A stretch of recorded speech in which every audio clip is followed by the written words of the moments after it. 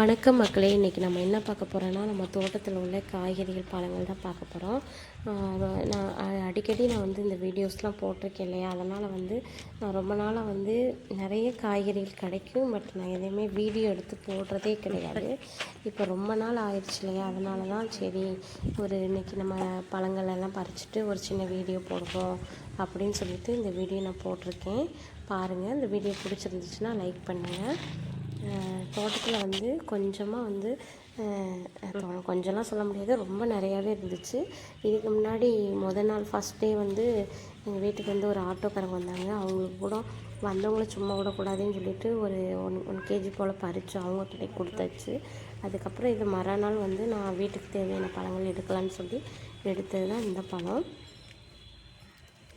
அப்புறம் dragon fruit பாருங்கள், அது நிறையாவே இருந்துச்சு.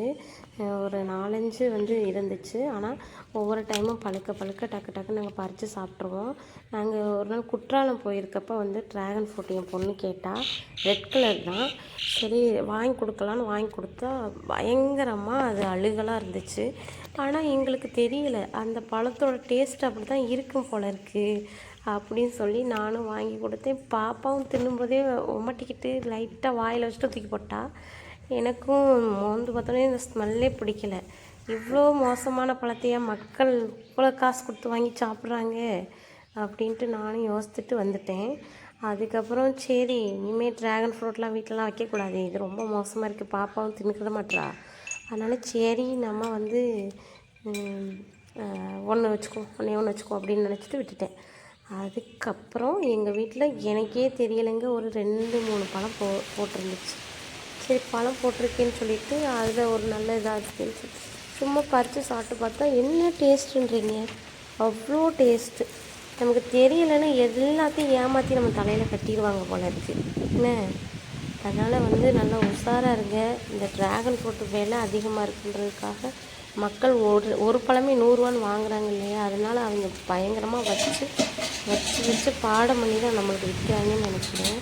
இது ரொம்ப ஈஸியாக வளரக்கூடியதான். வெயிலில் மொட்டை மாடியில் கொண்டு போய் வச்சுட்டு தண்ணி கூட ஊற்றாதீங்க, தானாக வளர்ந்துடும்.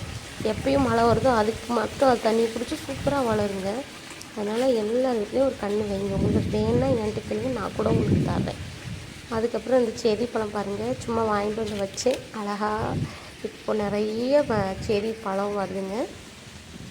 அதெல்லாம் சூப்பராக இருக்குது. தக்காளி மாதிரி தாங்க இருக்குது. இது ஒரு என்ன கேட்டால் நான் ஒரு மரத்தில் தக்காளி விளையுது அப்படி தான் சொல்லுவேன். அதுதாங்க நல்லா இருக்குது. அது மாதிரி குழம்புக்கோ பச்சடிக்கோ யூஸ் பண்ணிங்கன்னா ரொம்ப டேஸ்ட்டாக இருக்குங்க. நான் அப்படி தான் அதை யூஸ் பண்ணிக்கிட்டு இருந்தேன். அதுக்கப்புறம் நம்ம வீட்டில் இப்போ ஒரு சீத்தாப்பழம் வருது பாருங்க, அந்த சீத்தா தான் இது. சரி ஃபஸ்ட் டைம் வந்திருக்கேன் எடுக்குமே, நாட்டு சீத்தா தானாக தான் வந்துச்சு, சாப்பிட்டு போட்டதுலேருந்து தானாக வந்துட்டு. அதுக்கப்புறம் எங்கள் வீட்டில் ஒரு சின்ன அது என்னது நவா மரம் ஒன்று வளர்த்துக்கிட்டு வரேன்.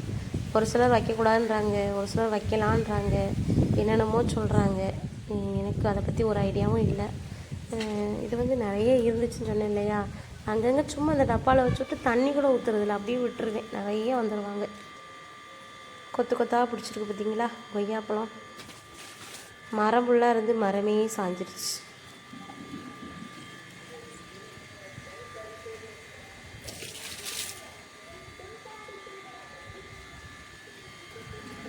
வர்றவங்களுக்கெல்லாம் எது கொடுக்கணும் இல்லையோ கொய்யாப்பழம் கொடுத்துருவீங்க. கட்சியில் இன்னொரு பயிற்சி எப்படிலா, அப்புறம் நம்ம வீட்டில் தேன்வாழை சில நேரங்களில் மக்கள் அதை காட்டி தான் எனக்கு தேவைக்கு போக மற்றது பக்கத்தில் உள்ள நெய். அதே போல் நிறையா நம்ம தோட்டத்தில் காய்கறிகள் பழங்கள், அதுக்கப்புறம் வீட்டுக்கு தேவையான நிறைய காய்கறிகள் எல்லாமே நம்ம தோட்டத்தில் கிடக்குங்க.